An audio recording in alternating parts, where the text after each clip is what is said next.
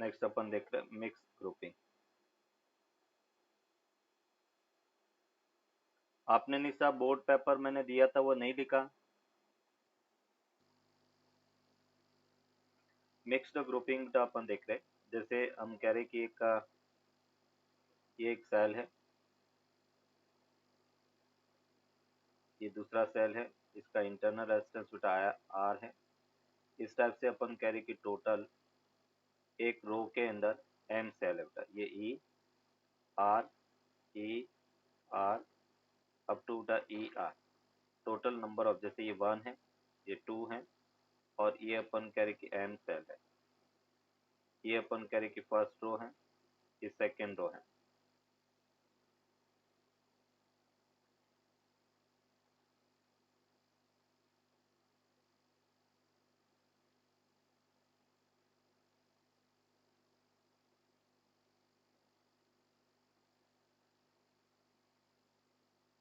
ये third row है।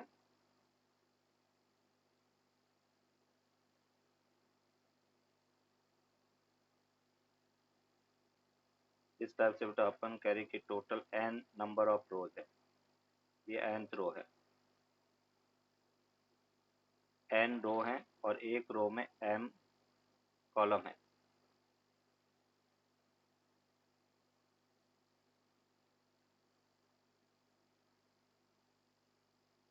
ये एक एक्सटर्नल रेजिस्टेंस आर है।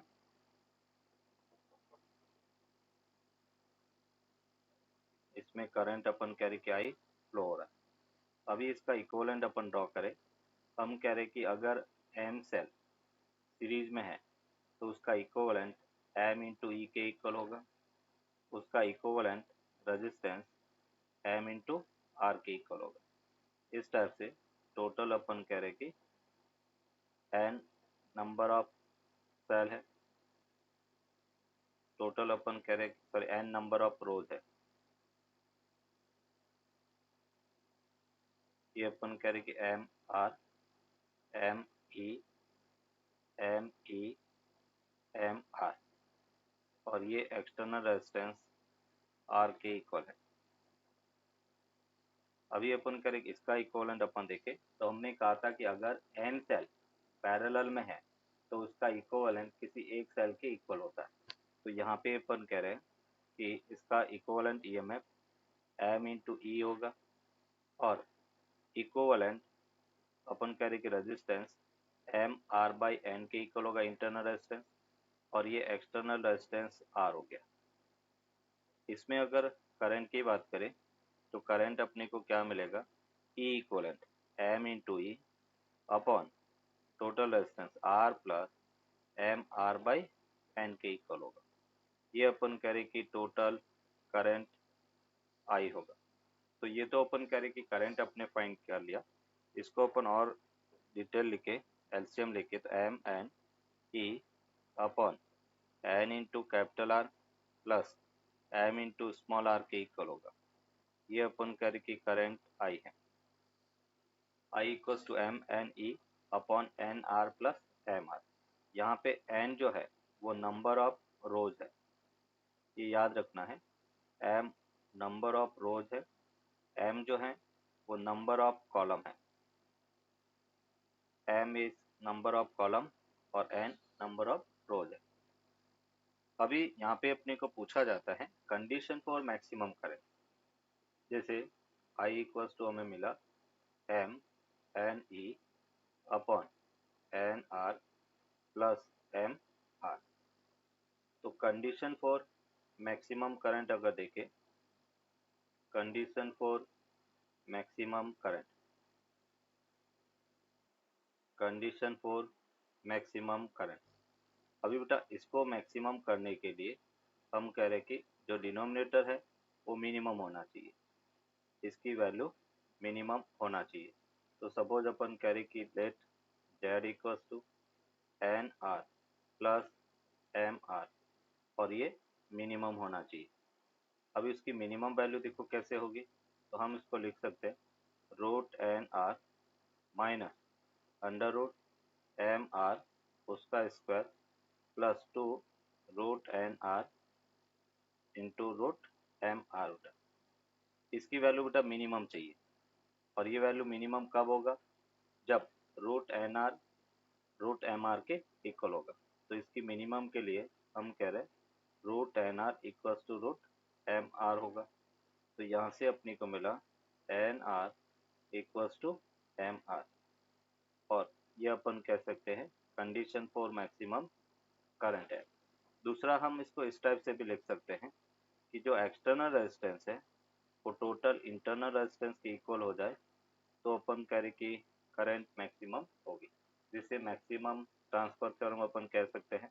अभी आई मैक्स होगा कितना बेटा, तो आई मैक्स को अपन लिखेंगे M N E upon N R, M R की जगह हमने एन आर लिखा, तो ये अपने को मिला M E upon two R के इक्वल होगा। दूसरा formula I max equals to M N E upon N R M R plus M R, तो ये हमें मिला N E upon two R के इक्वल होगा। ये इस सर्किट में फ्लो होने वाली मैक्सिमम करंट है। Joule's law of heating effect क्या होता है, ये जैसे बेटा अपन कह रहे कि एक रेजिस्टेंस है, उस रेजिस्टेंस के अंदर आई करंट रेजिस्टेंस आर है, टी टाइम तक अपन कह रहे कि फ्लो होगी। तो हम हीट को कैसे प्रोड्यूस करेंगे, जैसे बेटा आपने कहा था कि वर्क डन बाय बैटरी वो किसके इक्वल होता है, delta H plus delta U के इक्वल होगा। अभी हम कह रहे हैं कि डेल्टा यू जीरो है, क्योंकि यहाँ पे करंट फ्लो हो रहा है, तो इस केस में अपन कहेंगे कि डेल्टा यू जीरो के इक्वल होगा। तो डेल्टा एच जो है वो वर्क डन बाय बैटरी के इक्वल होता है। और वर्क डन बाय बैटरी क्या है, तो हम कह रहे हैं कि suppose Q charge Q flow, battery से अपन कह रहे क्यू चार्ज उठा अपन कह रहे कि फ्लो हो रहा है, इंटू अपन कह रहे कि पोटेंशियल वी है, तो delta H Q into V के इक्वल होगा। तो यहाँ पे अपन कह रहे कि हमें पता है कि आई जो है वो क्यू अपॉन टी है, हम कह रहे कि क्यू चार्ज टी टाइम तक फ्लो हो रहा है, तो I equals to Q by T है, और क्यू को अपन लिख सकते हैं आई इंटू टी उठा। तो डेल्टा एच जो है वो हमें मिला वी आई टी के इक्वल होगा। एक फॉर्मूला ये हो गया। वी यहाँ पर अप्लाइड पोटेंशियल है या इलेक्ट्रिक पोटेंशियल है, वी इलेक्ट्रिक पोटेंशियल डिफरेंस है, विद इलेक्ट्रिक पोटेंशियल डिफरेंस। आई अपन कह रहे कि इलेक्ट्रिक करंट है, इलेक्ट्रिक करंट, और टी टाइम इंटरवल है, टी जो है टाइम इंटरवल है, टी टाइम इंटरवल है। अगर अपन कह रहे हैं कि डेल्टा एच, दूसरा फॉर्मूला बेटा अपन देखें ओम्स लॉ से, हम V को I इंटू आर लिख सकते हैं बेटा ओम्स लॉ के अकॉर्डिंग। तो डेल्टा एच हीट सप्लाई का दूसरा फॉर्मूला अपने को मिला आई स्क्वायर आर टी बेटा, delta H equals to I square R T. तीसरा फॉर्मूला बेटा अपन देखेंगे delta H equals to V square by R into T के इक्वल होगा। ये अपन कह रहे कि हीट प्रोड्यूस किया, तीन डिफरेंट फॉर्मूले हैं, delta H I square R T. Second बेटा अपन कह रहे डेल्टा एच इक्वल्स टू अपन कह रहे कि V square by R into T. First अपने देखा delta H equals to V I T. Joule's law of heating effect क्या है, ये जूल्स ने प्रूव किया था। तो जूल्स लॉ की अगर अपन बात करें, जूल्स लॉ, जूल्स के अकॉर्डिंग बेटा, according to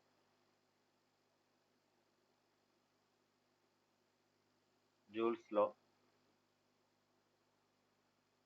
according to Joule's law heat produce in बेटा अपन करें कि resistance is directly proportional to I square, that is equation 1। heat produced is directly proportional to the resistance R and delta H is directly proportional to T है। इस तीनों equation को बेटा अपन साथ में लिखे फ्रॉम इक्वेशन हम कह रहे कि फर्स्ट सेकेंड एंड बेटा थर्ड, और इक्वेशन फर्स्ट सेकेंड थर्ड से हम लिख सकते हैं डेल्टा एच इक्वल्स टू ये बेटा अपने का आई स्क्वायर आर टी अपॉन बेटा 4.12 ये कैलोरी के इक्वल हो 1/4.12 ये बेटा अपन कह रहे कि एक जूल कांस्टेंट जिसे अपन कह सकते हैं, तो delta H I square R T 4.12 के इक्वल होगा। ये बेटा जूल्स लॉ है। अभी अपन कह रहे हैं कि जैसे अमाउंट ऑफ हीट प्रोड्यूस करना है तो कैसे करेंगे, यहाँ पे अपन नोट करके लिखेंगे। अगर अपन कह रहे कि current if I function of time दिया हुआ बेटा, इलेक्ट्रिक करंट टाइम का फंक्शन दिया हुआ है और हमें अगर हीट पूछा जाए तो हम लिखेंगे integration I square R D T T equals to 0 to T के इक्वल हो। अगर वेरिएबल करंट है और अमाउंट ऑफ हीट अगर पूछा जाए तो हम लिखेंगे आई स्क्वायर आर डी टी के इक्वल होगा। क्वेश्चन देखो क्या कह रहा है, the charge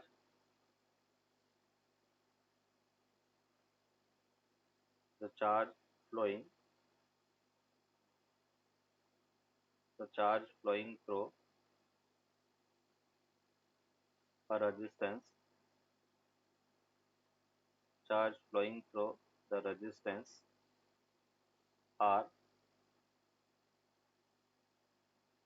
varies with time as q equals to 2t minus 8t square, then find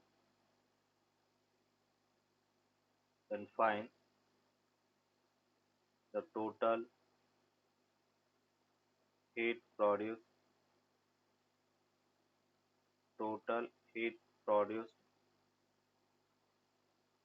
in the resistance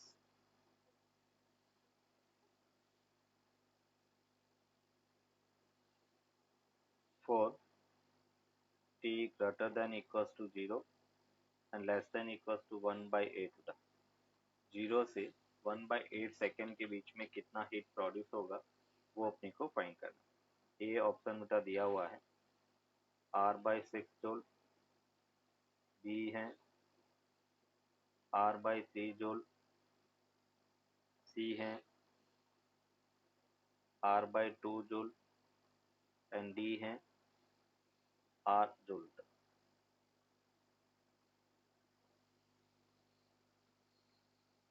yes बताओ बेटा क्या होगा, सॉल्व करो इसको।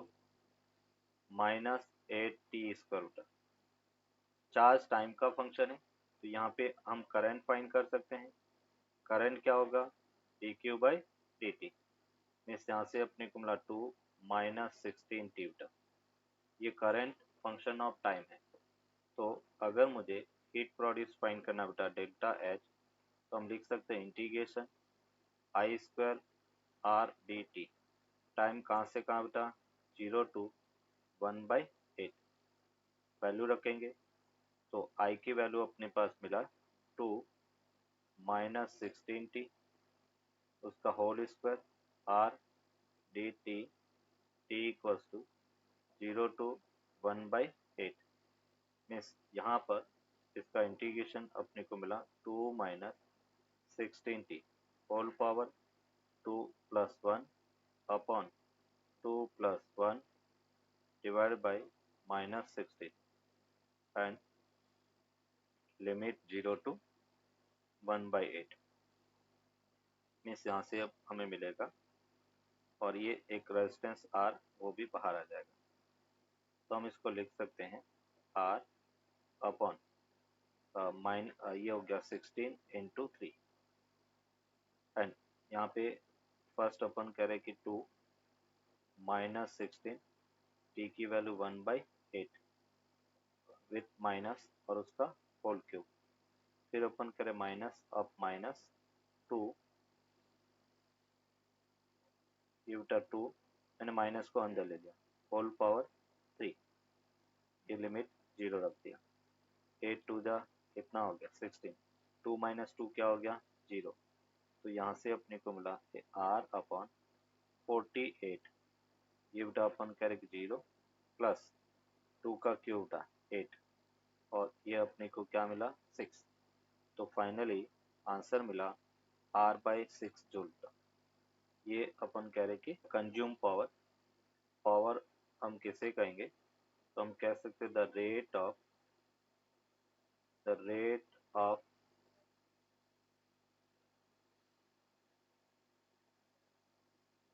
rate of heat producing,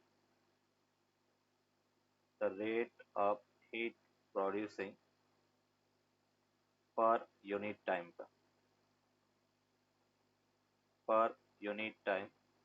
is called power. That means we can say P equals to dH by dt, P equals to dH by dt, और उसको हम लिख सकते हैं d by dt। जैसे h को अपन लिख सकते हैं बेटा first formula V I T, तो ये अपने को मिला v इंटू आई। तो कंज्यूम पावर वो बेटा एक फार्मूला हो गया v इंटू आई, v को अपन आई आर लिख सकते हैं, दूसरा फार्मूला आई स्क्वायर आर, और तीसरा formula V square by R के इक्वल हो। ये अपन कह रहे कि पावर लॉस का फॉर्मूला है, P equals to V into I, या हम कहेंगे आई स्क्वायर आर, या हम कहेंगे कि वी स्क्वायर बाई आर। ऐसा यूनिट अगर पावर की देखें तो पावर कंज्यूम की ऐसा यूनिट वाट होगा। अगर हम इलेक्ट्रिकल कंजप्शन, ऐसा यूनिट ऑफ इलेक्ट्रिकल कंजप्शन देखें, इलेक्ट्रिकल कंजप्शन यूनिट बेटा, electrical consumption unit, electrical consumption unit की अगर अपन बात करें तो वो होता है 1 यूनिट। यूनिट में अपन इलेक्ट्रिसिटी कंजप्शन मेजर करते हैं, और 1 यूनिट इक्वल्स टू के 1 kWh के इक्वल होता है 1 kilowatt hour. And 1 kilowatt hour जो है 1 किलोवाट आवर 1 किलो 10⁻³ हो गया बेटा। आवर को हम लिख सकते हैं 60 इंटू 60, 60 इंटू 60, तो हमें मिला 3.6 इंटू 10⁻⁵ जूल था। ये अपन कह रहे कि 1 kilowatt hour that is 3.6 into 10⁻⁵ joule के इक्वल है। 3.6 इंटू 10⁻⁵ जूल के इक्वल है, ये अपन कह रहे कि पावर है। Uniform fire connected across a supply is H, across a supply is H if the wire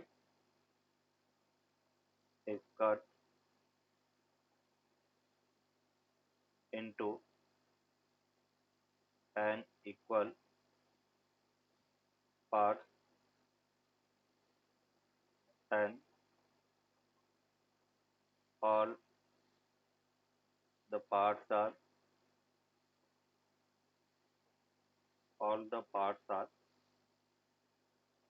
connected in parallel across the same supply, across the same supply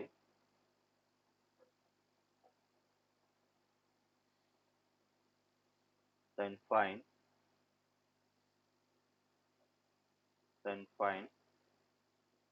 the total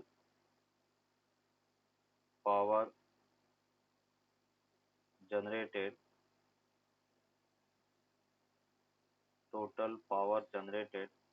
in the wire। ये उल्टा question है, wire के अंदर total कितना power generate होगा जब हमने N part में कट कर दिया और सबको पैरेलल में कनेक्ट कर दिया। देखो बेटा कैसे अपन देखेंगे। इन जनरल जब अपन कह रहे कि सोर्स कनेक्टेड होता है तो पावर का फॉर्मूला अपन लिखेंगे H square V square by R. ये अपन कह रहे कि इनिशियल है। जब अपने इसको एन पार्ट में डिवाइड किया और एन पार्ट में जब डिवाइड करेंगे तो एक पार्ट का रेजिस्टेंस कितना होगा बेटा आर बाय एन, है ना। ये जैसे एक बड़ा रेजिस्टेंस है और उसको अपने एन इक्वल पार्ट में डिवाइड कर दिया, तो अभी बेटा एक पार्ट का रेजिस्टेंस कितना होगा, रेजिस्टेंस लेंथ के डायरेक्टली प्रोपोर्शनल होता है। तो लेंथ अपन कह रहे कि एन टाइम्स हो गया, तो रेजिस्टेंस है वो भी कितना हो जाएगा आर बाय एन हो जाएगा, रो एल अपॉन ए बेटा। तो अपन कह रहे कि एक रेजिस्टेंस है वो आर बाय एन हो गया बेटा, आर बाय एन और अप टू बेटा आर बाय एन, और सबको पैरेलल में कनेक्ट किया गया। तो पैरेलल में बेटा इक्विवेलेंट रेजिस्टेंस क्या होता है, तो पैरेलल में होता है आर बाय एन, एक का रेजिस्टेंस डिवाइड बाय एन हो गया। तो हमें रेजिस्टेंस कितना मिला बेटा R upon N square. Parallel में equivalent resistance R by N square के इक्वल होगा। और अभी अपन कह रहे कि जो न्यू पावर की बात करेंगे वो होगा बेटा P square upon R equivalent मतलब आर पी, और आर पी की वैल्यू अपने पास कितना है आर अपॉन एन स्क्वायर बेटा। तो जो हीट प्रोड्यूस है वो मिलेगा वी स्क्वायर अपॉन आर, ये बेटा एन स्क्वायर, और वी स्क्वायर बाय आर की वैल्यू क्या है एच। तो न्यू जो हीट है वो होगा एन स्क्वायर एच के इक्वल होगा। न्यू जो अमाउंट ऑफ हीट है वो एन स्क्वायर एच के इक्वल होगा, दैट इज द आंसर। एक रेजिस्टेंस को एन इक्वल पार्ट में डिवाइड किया तो एक पार्ट का रेजिस्टेंस आर बाय एन है, और उन सभी आर बाय एन को हमने पैरेलल में कनेक्ट किया। पैरेलल में रेजिस्टेंस आर बाय एन होता है, तो आर बाय एन एक का है डिवाइड बाय एन कर दिया, तो आर अपॉन एन इस पर उसका इक्विवेलेंट रेजिस्टेंस हो गया। और अभी अपन कह रहे कि सेम सोर्स के अक्रॉस अपने उनको कनेक्ट किया है, तो power V square by R, V constant है बेटा, इनिशियल भी वी था बाद में भी वी है, V square upon R equivalent, तो अपने को मिला H into N square.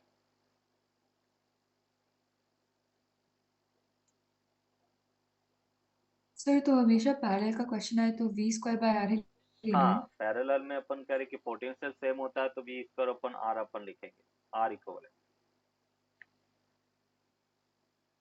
Time t1 to heat up the water and another electric kettle takes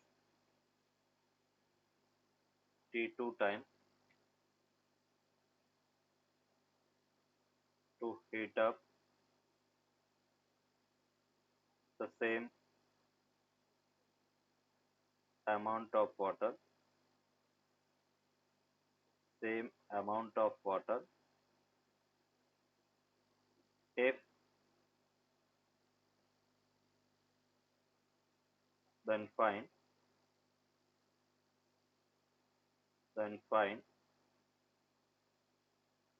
the time taken,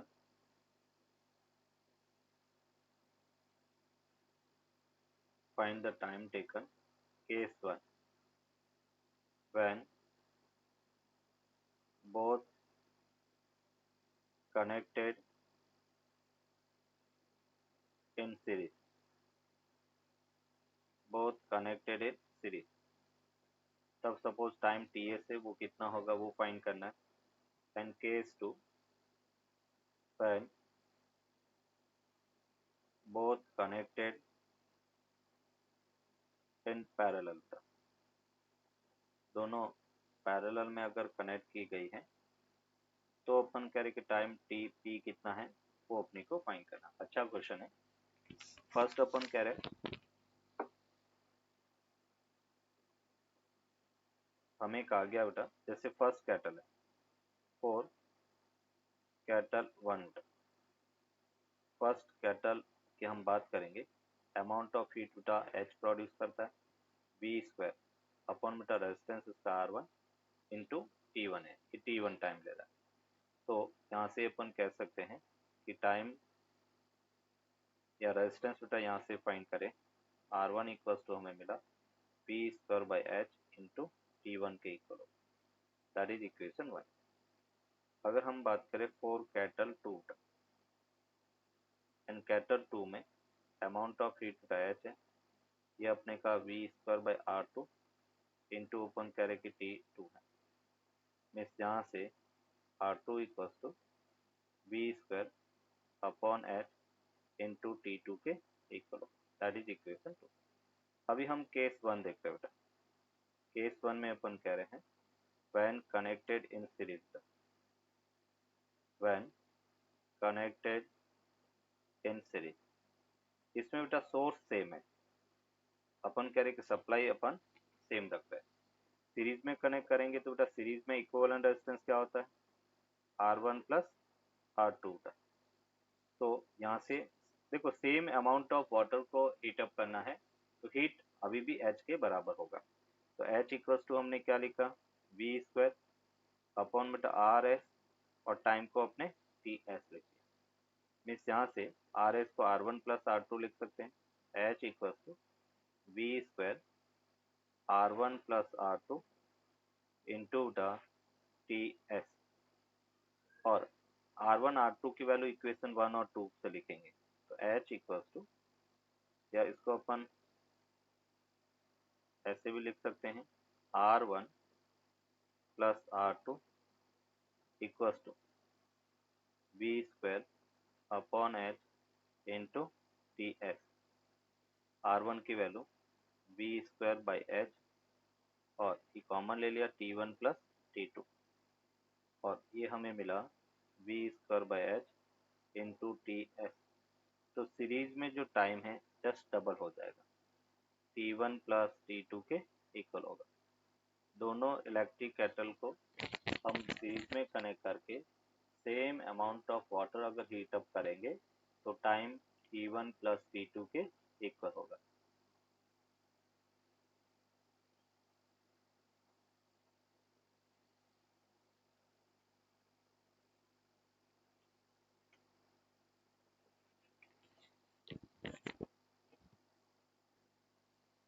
case two, sir T1 T2 by T1 plus T2। Good बेटा, excellent. इसको अपन as a standard result याद रखते हैं कि when connected in parallel, when connected in parallel, और parallel में अपन कहेंगे बेटा कि H equals to V square upon R P into बेटा टाइम टी पी ले लिया।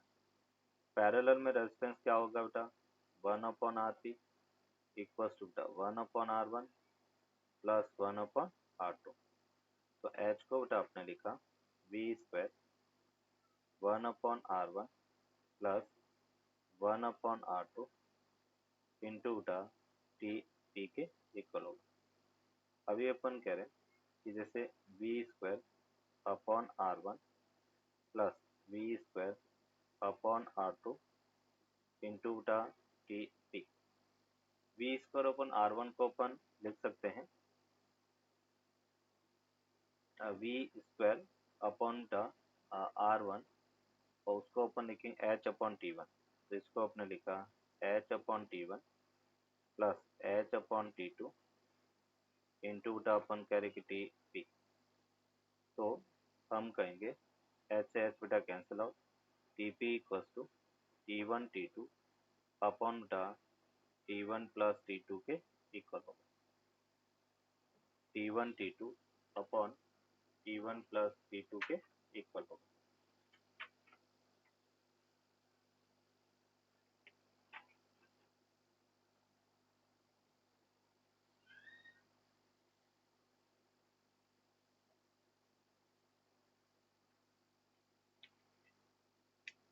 आंसर।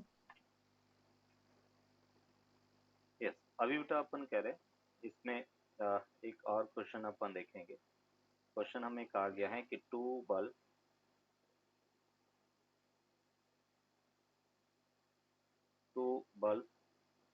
रेटेड, उनकी रेटिंग बेटा अपने को गिवन है 25 वाट,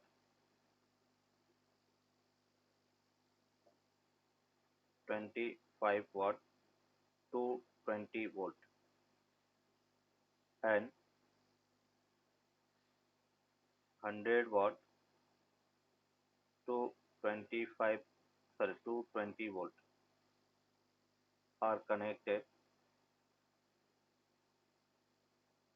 connected in series to a 440 volt line. Which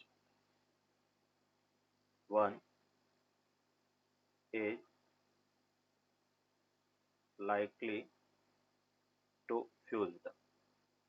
इसमें से कौन सा बल्ब अपन कह रहे कि पहले फ्यूज हो सकता है? ए है 25 वाट, बी है 100 वाट बल्ब, सी है बोथ, डी है नन।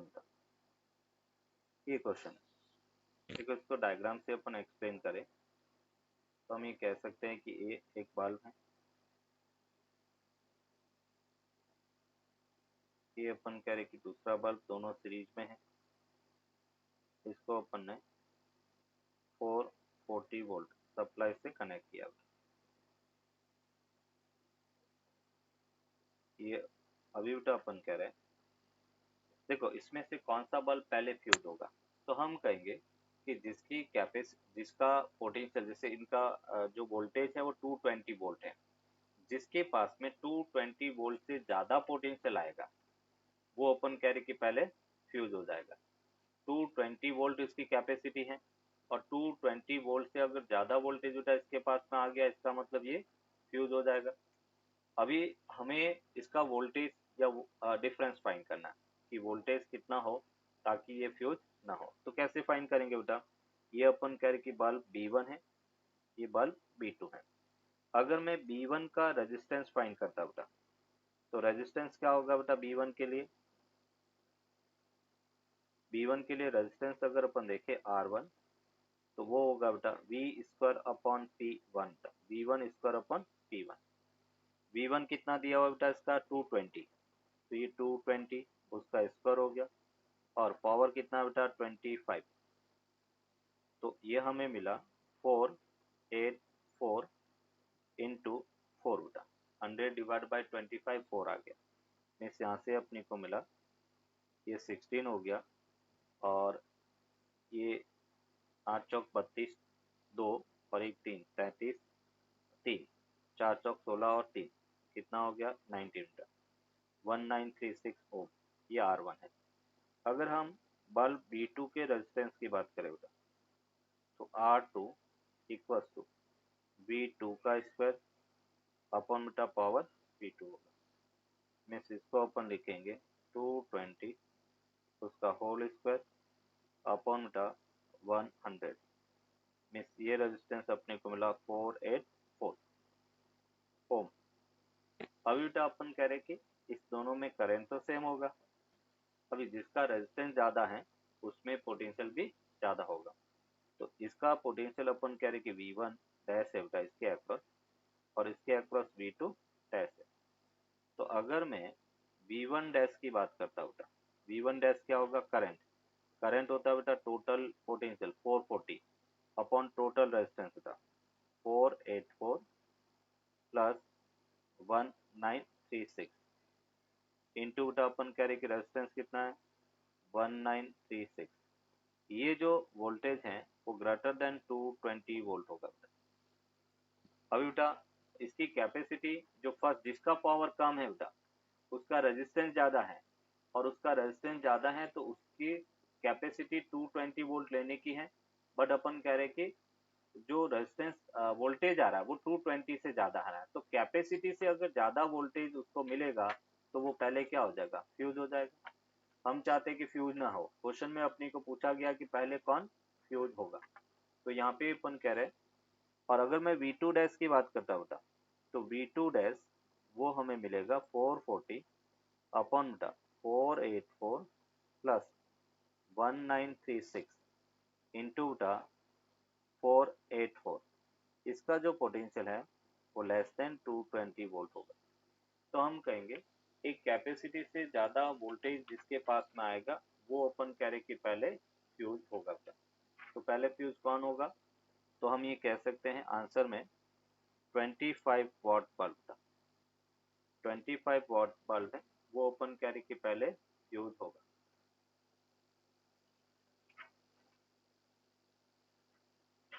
ऐसे क्वेश्चन बेटा अपने को जेई में भी पूछे जाते हैं।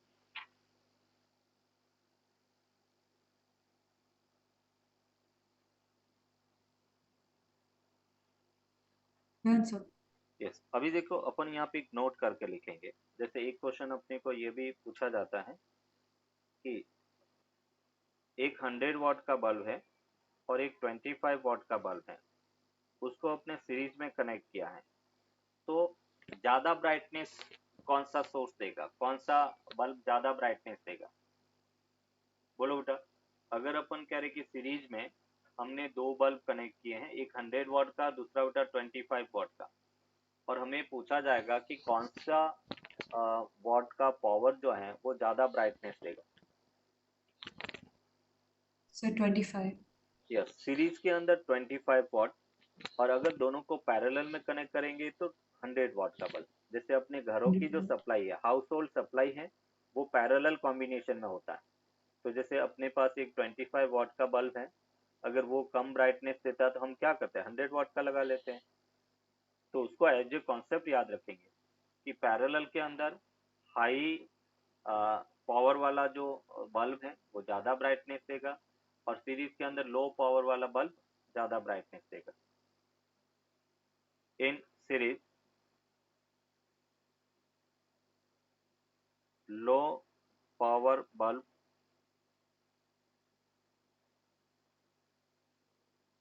gives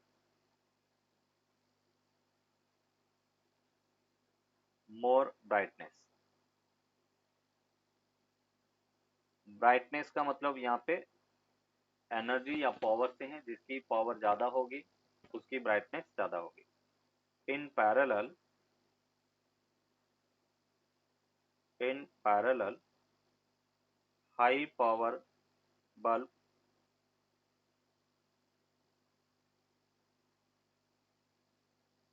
gives more brightness।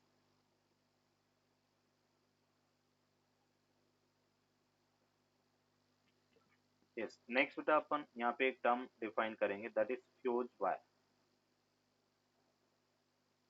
Fuse fuse wire बेटा क्या करता है, अपन कह रहे कि हाउस होल्ड सप्लाई के अंदर, जैसे अपन कह रहे कि मेन अपने घर में सप्लाई आ रही है, कभी कभार एक्सेस करंट अपन कह रहे कि आ जाती है, तो एक्सेस करंट को रोकने के लिए या एक्सेस करंट से अपन कह रहे कोई नुकसान न हो, तो उसको बचाने के लिए अपन क्या यूज करते हैं बेटा, एक फ्यूज वायर यूज करते हैं, जो मेंस को अपन कह रहे कि बर्न होने से बचा सकता है, तो उसको अपन फ्यूज वायर। अभी देखो फ्यूज वायर क्या मतलब है यहाँ पे।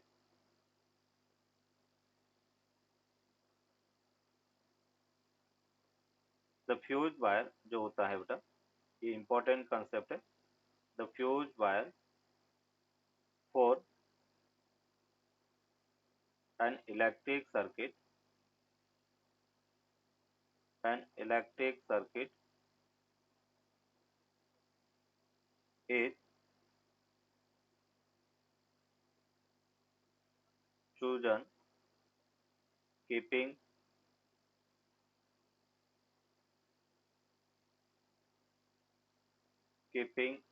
in view the value of safe current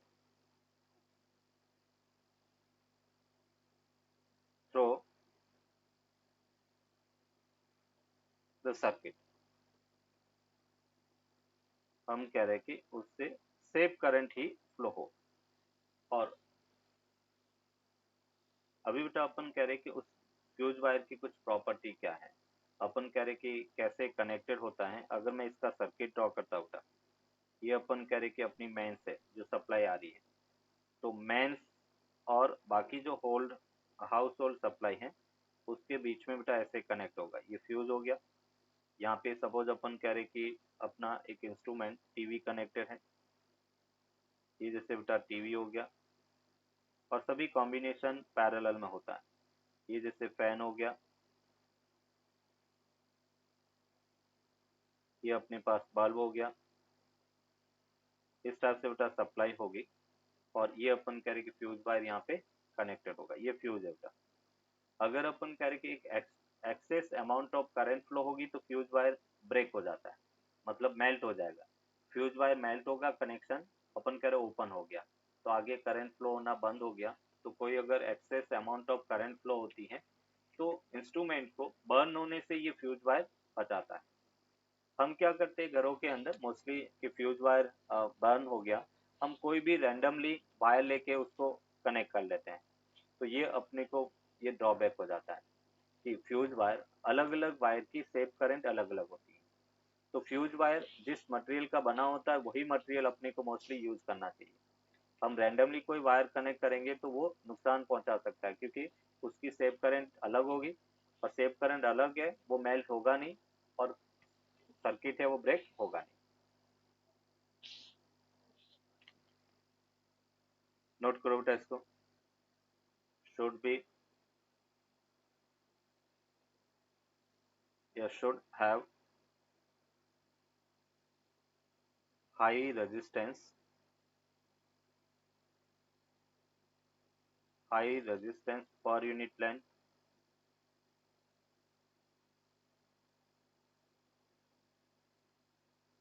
and low melting point, low melting point. Second अपन कहेंगे a fuse wire is made of alloys, lead and tin, lead, Pb and tin, Sn। ये बेटा इसी स्पेशल मटेरियल का इस alloy का बना होता है। लेंथ ऑफ फ्यूज वायर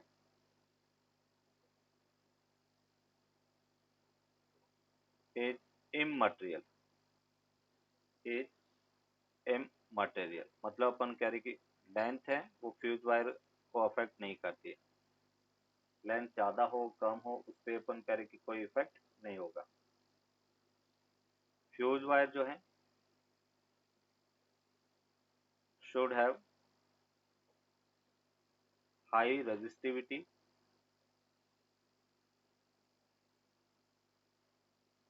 जो यस सॉरी, फ्यूज वायर की जगह अगर हम इसमें सेफ करंट की बात करें बेटा, देखो सेफ करंट क्या होता है। Safe current means maximum current जो किसी फ्यूज वायर से बेटा फ्लो हो सकती है उसको अपन सेफ करंट कहेंगे। तो जैसे ये अपन करें कि एक फ्यूज वायर है बेटा, एक वायर अपने लिया और उस वायर में अपन कह रहे कि इसकी रेजिस्टिविटी रो है, करंट बेटा अपन कह रहे कि आई फ्लो हो रहा है। तो देखो अमाउंट ऑफ हीट कितना प्रोड्यूस होगा, आई स्क्वायर, और ये बेटा आर, पावर की हम बात कर रहे हैं। और सराउंडिंग में बेटा हीट, जितना हीट प्रोड्यूस हो रहा है एट ए टाइम वो बेटा हीट का लॉस करेगा। तो जब अगर अपन कह रहे कि प्रोड्यूसिंग हीट हीट लॉस के बराबर होगा तब तक वो सर्किट ब्रेक नहीं होगा, वो मेल्ट नहीं होगा। तो आई स्क्वायर आर वो बेटा अपन कह रहे कि सपोज एच इंटू 2 पाई आर एल है बेटा। और यहाँ पर एच जो है हीट लॉस पर सेकेंड का, एच क्या है यहाँ, हीट लॉस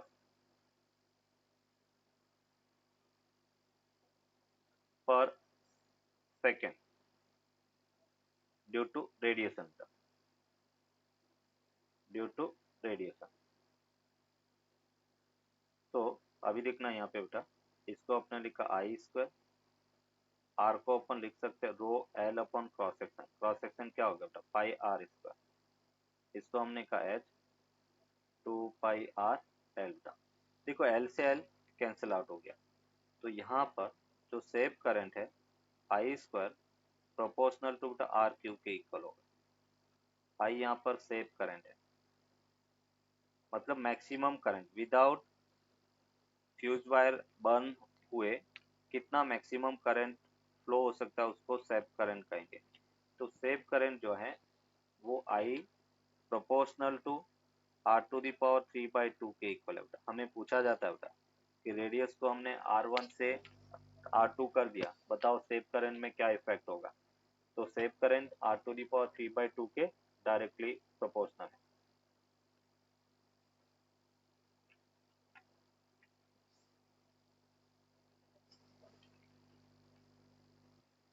जब अपन कह रहे कि लेड और टीन उससे मिलकर बनाएंगे तब वो मेल्टिंग पॉइंट ओपन करे कि उसका लो होना चाहिए, तो वो जल्दी से मेल्ट होगा। एक सफिशिएंट मतलब एक अमाउंट ऑफ हीट जैसे ही प्रोड्यूस हुआ वो मेल्ट हो जाएगा, सर्किट ब्रेक हो जाएगा।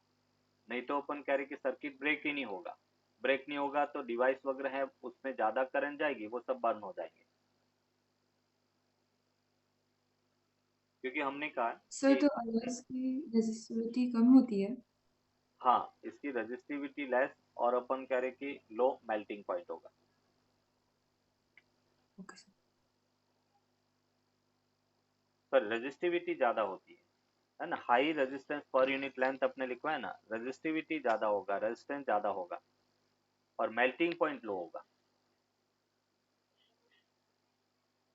और वही जब अपन फिलामेंट की बात करते हैं, बल्ब के अंदर जो फिलामेंट लगा रहता है उसका हाई रेजिस्टिविटी और हाई मेल्टिंग पॉइंट होता है, जस्ट ऑपोजिट होता है। जो बल्ब का फिलामेंट सर होता है उसमें हाई रेजिस्टिविटी और हाई मेल्टिंग पॉइंट होगा, और फ्यूज के अंदर high resistivity and low melting point होता है। सर लेकिन अगर फ्यूज में हाई रेजिस्टिविटी होती तो फिर हीट प्रोड्यूस ज्यादा भी होता है ना? हीट तो प्रोड्यूस हो रही है, बट अपन कह रहे कि एक लिमिट से कम हीट प्रोड्यूस होगी अगर सेफ करंट फ्लो होगा तो वो मेल्ट नहीं होगा। अदरवाइज अपन कह सर रहे तो हैं अगर सेफ करंट से ज्यादा बढ़ा तो देखो इसलिए हाई अगर रेजिस्टिविटी की हाँ वजह अगर से। अपन कह रहे कि रेजिस्टिविटी बहुत कम है तो हीट प्रोड्यूस ही नहीं होगी। हम चाहते हैं कि वो हीट के साथ मेल्ट भी हो।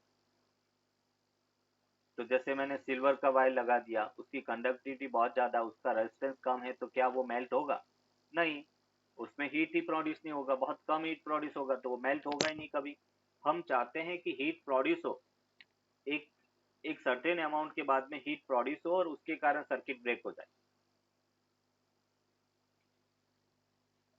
Okay sir. Maximum power transfer theorem की अपन बात कर रहे हैं। जैसे बेटा अपन कह रहे कि एक ये अपने पास एक सेल है, सेल ऑफ ईएमएफ ई है, इसका इंटरनल रेजिस्टेंस बेटा आर है। ये अपन कह रहे कि एक्सटर्नल रेजिस्टेंस कैपिटल आर है। इसमें करंट आई फ्लो हो रहा है, ये करंट आई है। तो मैक्सिमम पावर ट्रांसफर थ्योरम में अपन कह रहे कि ई है बेटा internal resistance R, external resistance are है।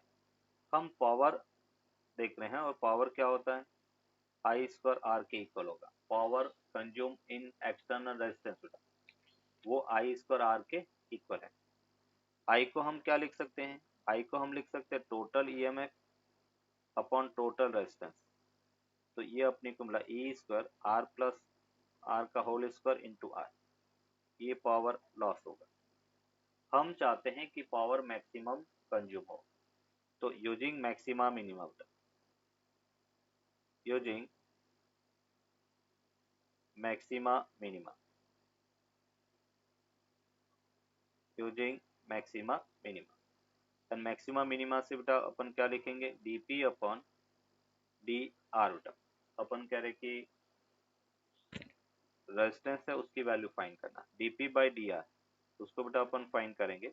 ई स्क्वायर कांस्टेंट बाहर हो गया, डी बाई डी आर, और ये बेटा R upon R plus R का होल स्क्वायर। इसको अपन डिफ्रेंशिएट करेंगे तो यहाँ से हमने लिखा E square, first function same as it is, second का differentiation D by D R, R plus small R उसका whole power -2 plus second function same as it is R plus R का square and D by D R of R हो गया, और उसको zero के equal रखना पड़ा। तो यहाँ से D P by D R equals to E square उठा, यह हमने लिखा R upon R plus R, sorry R constant है बेटा, यहाँ पे -2 upon R plus R whole cube plus 1 upon R plus R whole square, और उसकी वैल्यू जीरो के इक्वल है। तो देखो क्या मिल रहा है बेटा, 2 capital R upon R plus R whole cube equals to 1 upon R plus R का होल स्क्वायर। स्क्वायर से ये कैंसिल आउट हो गया, तो 2r equals to R plus small R बेटा। तो यहाँ से अपने को मिला r equals to small R. ये बेटा कंडीशन होगा, मतलब सर्किट के अंदर मैक्सिमम पावर कब फ्लो होगी, जब एक्सटर्नल रेजिस्टेंस की वैल्यू इंटरनल रेजिस्टेंस के इक्वल होगी। एज ए कंडीशन हम पर याद रखेंगे। For maximum power transfer theorem हम कहेंगे कि एक्सटर्नल रेजिस्टेंस है वो इंटरनल रेजिस्टेंस के इक्वल होना चाहिए, और पी मैक्स होगा कितना बेटा, तो मैक्सिमम पावर की अगर अपन बात करें तो हम ये कह सकते हैं कि ई स्क्वायर अपॉन, हमने बेटा स्मॉल आर की जगह कैपिटल आर की जगह स्मॉल आर रख दिया, तो अपने को मिला ई स्क्वायर 4r बेटा, ई स्क्वायर अपॉन 4r, या हम कह सकते हैं E square upon 4 capital R. इतना अपन कह रहे कि रेजिस्टेंस होगा तो पावर इस सर्किट में मैक्सिमम होगी।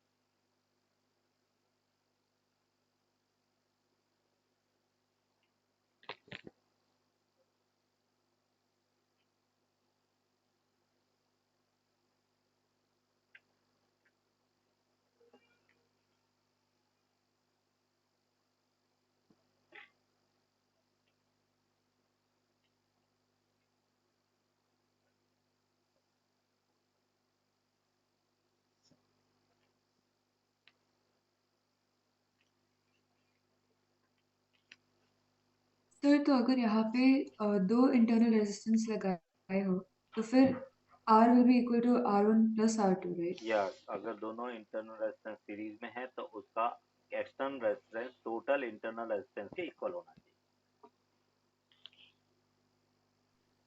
सर अगर वो पैरेलल में हो तो अपन कह रहे कि उसका R इक्विवेलेंट अपन कहेंगे, पैरेलल में जो रेजिस्टेंस होगा उसके इक्वल एक्सटर्नल रेजिस्टेंस होना चाहिए।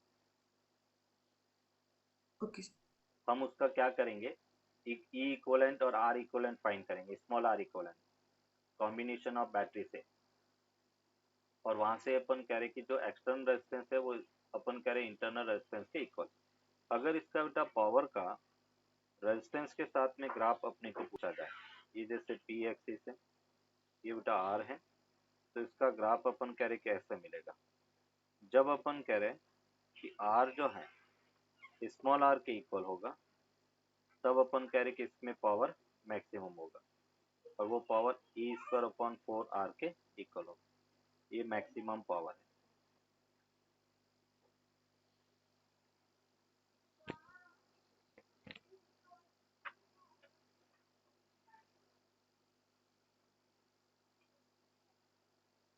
That's it.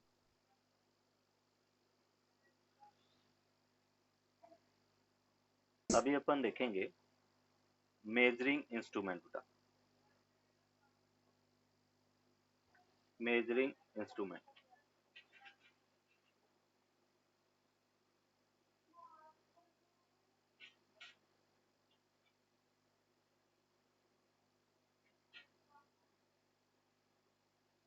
Measuring instrument. Measuring instrument में सबसे फर्स्ट बेटा अपन देखेंगे जैसे एमीटर, सेकेंड अपन देखेंगे वोल्ट मीटर, थर्ड अपन देखेंगे गैल्वेनोमीटर,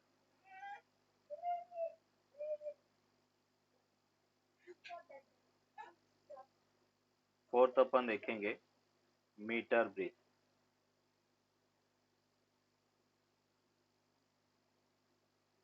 एंड फिफ्थ अपन देखेंगे पोटेंशियोमीटर।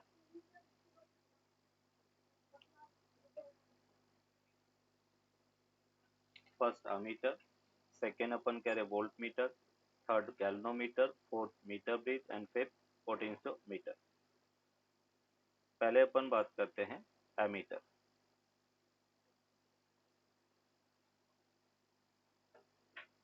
एमीटर, एमीटर अपन कह रहे हैं करंट मेजरिंग डिवाइस है।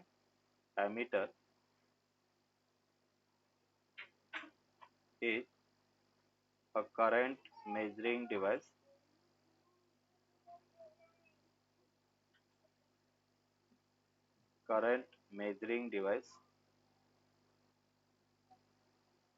which is always connected in series beta, always connected in series।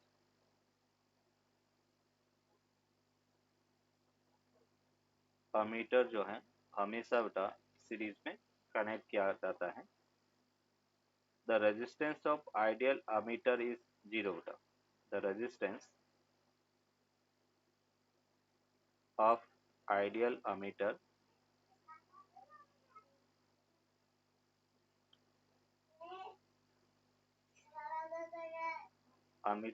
is zero। Resistance of ideal ammeter is zero बेटा। और यहाँ पे अपन कह रहे इस टाइप से बेटा अमीटर होगा, इसमें ए लिखा होता है लैब के अंदर बेटा, ये जीरो है, वन है,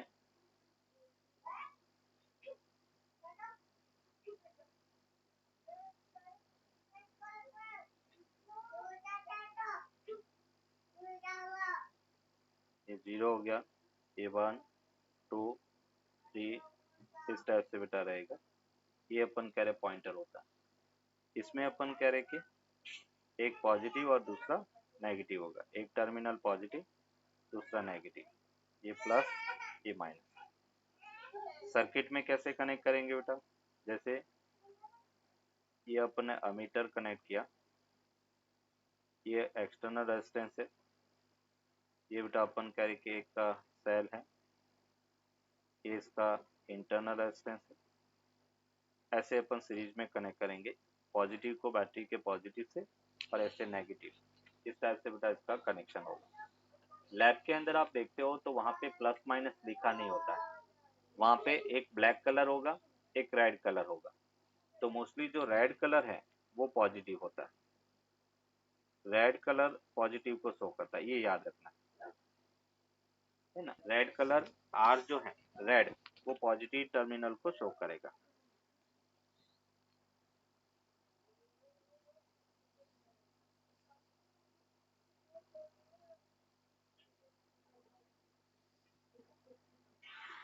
The resistance of the ideal voltmeter is infinite। Connect कैसे करेंगे बेटा सर्किट में, ये जैसे अपन कह रहे कि एक रेजिस्टेंस है आर, ये बेटा अपन कह रहे कि एक सेल है, ये इसका इंटरनल रेजिस्टेंस है, प्लस माइनस ई आर। और पैरेलल में बेटा पोटेंशियल डिफरेंस मेजर करना, तो ऐसे अपन वोल्ट मीटर को कनेक्ट करेंगे, ये पॉजिटिव ये नेगेटिव। वोल्ट मीटर में बेटा वी लिखा होता है, आप लैब के अंदर देखोगे ये अपन करेंगे वी है, ये 0 है, ये 1 2 3 एंड 4 होगा। इस टाइप से अपन करेंगे उसमें नीडल होगा, ऐसे अपन करेंगे ये पॉजिटिव और ये अपन करेंगे नेगेटिव। ऐसे बेटा वोल्ट मीटर आप लैब के अंदर देखोगे। हमेशा पैरेलल में इसको कनेक्ट करेंगे, इसमें भी पोलैरिटी होती है प्लस माइनस, वोल्टेज मेजर करने का काम करता है। और आइडियल वोल्ट मीटर का रेजिस्टेंस अपन इनफाइनाइट लेते हैं, बट प्रैक्टिकली इनफाइनाइट होता नहीं है ना, कोई भी सब्सटेंस है तो उसका रेजिस्टेंस इनफाइनाइट होता नहीं है, कुछ न कुछ अपन कह रहे कि उसका रेजिस्टेंस होता है। तो वोल्ट मीटर है वो मोर एक्यूरेट नहीं होता, वो एक्यूरेट रीडिंग नहीं देता। उसके अल्टरनेटिव में अपन दूसरा सब्स्टिट्यूट यूज करते हैं जिसे अपन पोटेंशियोमीटर कहते हैं। गैल्वेनोमीटर अपन कह रहे कि current as well as voltage दोनों को मेजर करता है ना। तो गैल्वेनोमीटर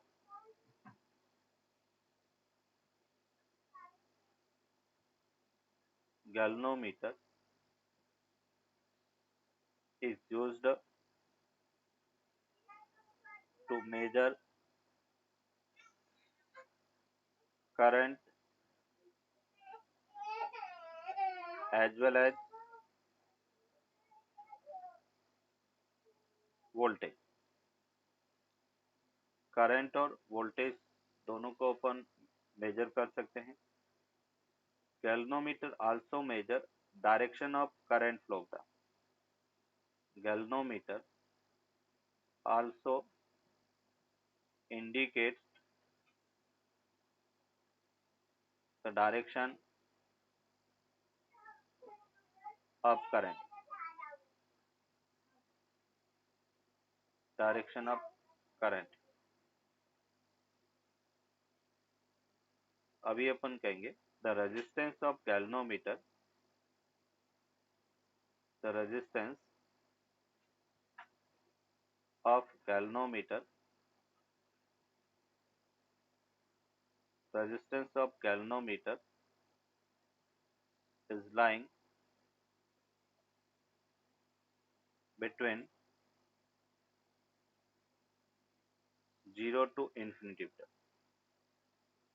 0 to infinity के बीच में अपन कह रहे कि इसका रेजिस्टेंस लाई करता है। और गैल्वेनोमीटर कुछ इस टाइप से बेटा आप लैब में देखोगे, उसकी कोई पोलैरिटी नहीं होती है, ये जी लिखा होता है, इसमें बेटा 0 सेंटर पे होता है, 0 ये 1 ये 1 ये बेटा अपन कह रहे 2 ये 1 ये अपन कह रहे 2। ऐसे अपन कह रहे कि इसमें 0 है वो सेंटर पॉइंट पे होता है और इसमें कोई पोलैरिटी नहीं होती है। आप कैसे भी कनेक्ट करोगे ऑटोमेटिकली ये करंट की डायरेक्शन भी बताएगा और वोल्ट मीटर और अमीटर दोनों की तरह ये वर्क होता है। अभी देखो इसका रेजिस्टेंस मैंने कहा है कि 0 to इंफिनिटी के बीच में होता है, तो अभी अगर मुझे इसको अमीटर में कन्वर्ट करना है तो कैसे करेंगे वो अपन देखेंगे, उसको अपन कहेंगे galvanometer to ammeter conversion. Shunt resistance मतलब पैरेलल में एक रेजिस्टेंस कनेक्ट करेंगे, shunt resistance connected in parallel.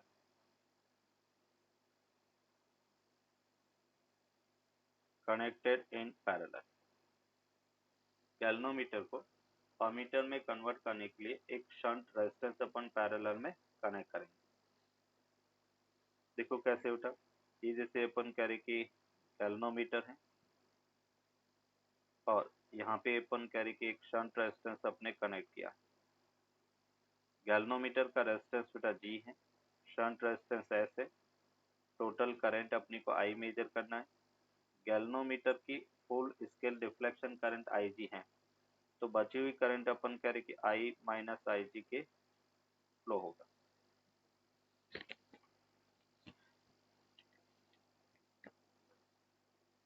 Yes, अभी बेटा अपन कह रहे हैं कि आई जी कैपिटल जी पैरेलल में पोटेंशियल सेम होता है। देखो शंट रेजिस्टेंस अपन कैसे कैलकुलेट कर सकते हैं, आई जी इंटू बेटा G equals to I minus I G into S के इक्वल होगा। तो यहाँ पे शंट रेजिस्टेंस हमें मिला I G capital G upon the I minus I G के इक्वल होगा। ये अपन कह रहे कि इसका शंट रेजिस्टेंस है, I G capital G upon I minus I G के इक्वल होगा। ये शंट रेजिस्टेंस है। अभी बेटा यहाँ पे अपन कहेंगे कि प्रॉपर्टीज नोट करके अपन लिखेंगे कि जो शंट रेजिस्टेंस है उसका बेसिकली काम क्या है। तो हम कह रहे हैं मेरिट्स ऑफ शंट, यहाँ पे देख रहे हैं फॉर्मूला बेटा शंट रेजिस्टेंस का ये हो गया। नेक्स्ट अपन देख रहे हैं merits of shunt. First merit में बेटा अपन कहेंगे टू प्रोटेक्ट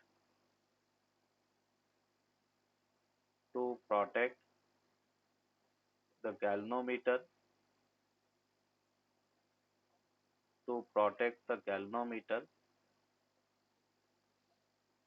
coil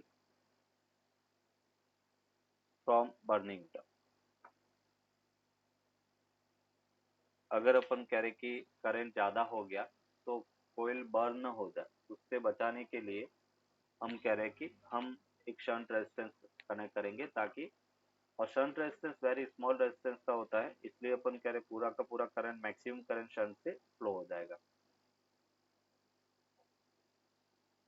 फिर दूसरा बेटा अपन कह रहे कोई भी शंट रेजिस्टेंस को, सॉरी किसी भी गैल्वेनोमीटर को हम डिजायर्ड रेंज के अमीटर में कन्वर्ट करने के लिए शंट की हेल्प लेते हैं। तो एनी गैल्वेनोमीटर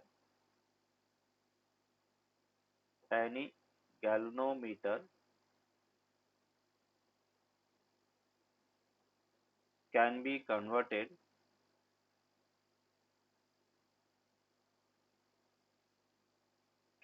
converted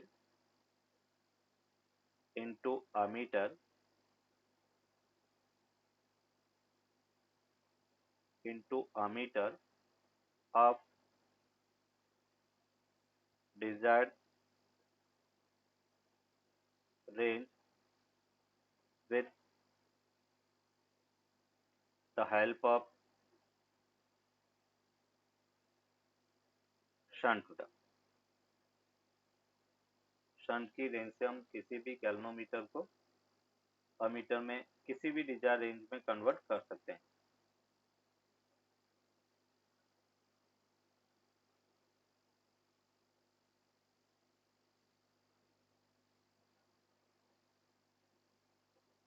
अगर हम इसकी डीमेरिट्स देखें बेटा, ये तो मेरिट्स हो गया, एक इसकी डीमेरिट्स भी है। डीमेरिट्स क्या है? तो अपन कह रहे कि सेंसिटिविटी को डिक्रीज करता है। डीमेरिट्स ऑफ शंट, तो जो शंट वायर है decreases the sensitivity of galvanometer, decreases the sensitivity of galvanometer,